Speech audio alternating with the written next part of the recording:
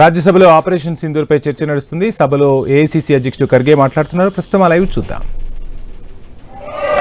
और deputy chairman जी 1962 में भारत चीन युद्ध चल रहा था, जब नेहरू जी ने चंद विपक्षी सांसदों की मांग पर विशेष सत्र बुलाया था, तब ये मांग उठी थी कि सीक्रेट सेशन बुलाना चाहिए, लेकिन नेहरू जी ने कहा कि जनता से कुछ छिपाया नहीं जाना चाहिए। अरे ये है हमारा लोकतंत्र, तुम्हारा लोकतंत्र क्या? बुलाओ, नहीं बुलाएंगे। और कम से कम मीटिंग में रखो, जो सत्यता है वो भी नहीं आएंगे नहीं। और आपने तो हमारी बात रखी कि हम लोग आए थे, राहुल जी आए थे, ठीक है, आपको धन्यवाद, कम से कम आप याद अब कर रहे हैं। लेकिन हम आए हैं, आपके मोदी साहब कहां थे? क्यों नहीं थे? और हम वो मीटिंग में आते हैं, तुम चुनाव प्रचार में बिहार में फिरते हो, ये तुम्हारी देशभक्ति है। और ये बातें उनको कहना चाहिए। आज इस सदन में वो है, उस सदन में बैठना चाहिए था, सुनना चाहिए था। और सुनने की क्षमता जब नहीं है तो आप उस कुर्सी पे बैठने के लायक नहीं हो। धैर्य होना चाहिए। आपने धैर्य की बात की, वो धैर्य आपका दे दो उनको थोड़ा, कम से कम। सर, कुछ 24 अप्रैल को सरकार ने ऑल पार्टी मीटिंग बुलाई थी, उसमें विपक्ष के सभी लोग शामिल थे, लेकिन मोदी जी नहीं आए।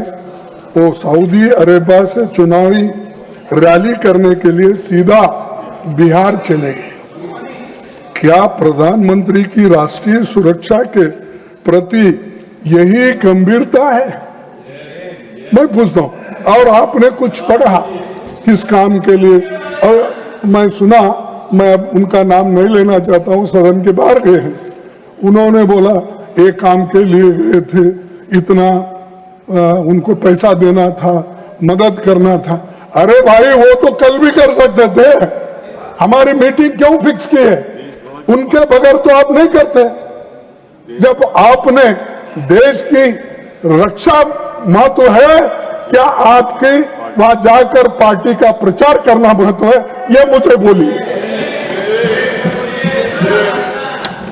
सर, मैं इंटेलिजेंस फेल्योर की बात, डिप्टी चेयरमैन जी अब जरा अकाउंटेबिलिटी की बात करेंगे। 2016 में उरी और पठानकोट आतंकी हमला, 2019 में पुलवामा, और अब 2025 में पहलगाम आतंकी हमला हुआ। इन सभी घटनाओं से साफ है कि बार बार देश की सुरक्षा और इंटेलिजेंस में चूक हो रही है, फेल्यूर है, यह आपको मानना पड़ेगा। और मैं गृह मंत्री जी से पूछना चाहता हूं कि इसके लिए कौन जिम्मेदार है? क्या वो जिम्मेदार है? वही है ना? हाँ, वही जिम्मेदार है। सभी लोग कर रहे हैं, मैं तो पहले ही कहा था। तो जिम्मेदार हो, उनको जिम्मेदारी फिक्स करो उनके ऊपर। ये तो डिफेंस मैटर नहीं है, नड्डा साहब, ये हेल्थ नहीं है, ये उनका जो जाने का था, ये फेल्यूर होकर अब बढ़ चढ़ के ज्यादा, मैं देखा वहां भाषण भी सब, तो ज्यादा वो स्पीकर को नहीं देखते थे, मैं जैसा आपको देख रहा हूं तो देखते नहीं थे, सब इधर करके देख, इधर भाषण, अरे इधर बताना रहता है। यहां आप सभापति हो और आपको कहने का, आपके तरफ से, आपके माध्यम से सब कुछ कहने का है, लेकिन नहीं, चंद लोगों का शौक है कि ऐसा जो पब्लिक मीटिंग में जो करते हैं वैसा पार्लियामेंट में वही करते। तो ये मैं आपसे कहूंगा कि इतनी सब घटनाएं हुई और अब तक बीजेपी सरकार जब से पहले और आज आई है, 5 दफा पहलगांव में ही अटैक होते रहा। इसका सबक भी नहीं लिया। सबक सीखना तो चाहिए, गलती हो गई, ठीक है, गलती को सुधारने के लिए आपने क्या किया? आप वो बातें तो नहीं करें। सर, मैं गृह मंत्री जी से पूछना चाहता हूं कि इसके लिए कौन जिम्मेदार है? अगर वो जिम्मेदार है तो अपनी कुर्सी खाली करने दो, अगर जिम्मेदार नहीं है तो प्राइम मिनिस्टर क्या एक्शन लेते हैं हम देखेंगे। सर, 14 जुलाई 2025 को जम्मू कश्मीर के लेफ्टिनेंट गवर्नर, सर आपका ध्यान इधर नहीं, सर मैं वो जो बीच में टिप्पणी कर रहे हैं उनको बोला, टिप्पणी करने दो। मैं आपके लिए कर रहा हूं।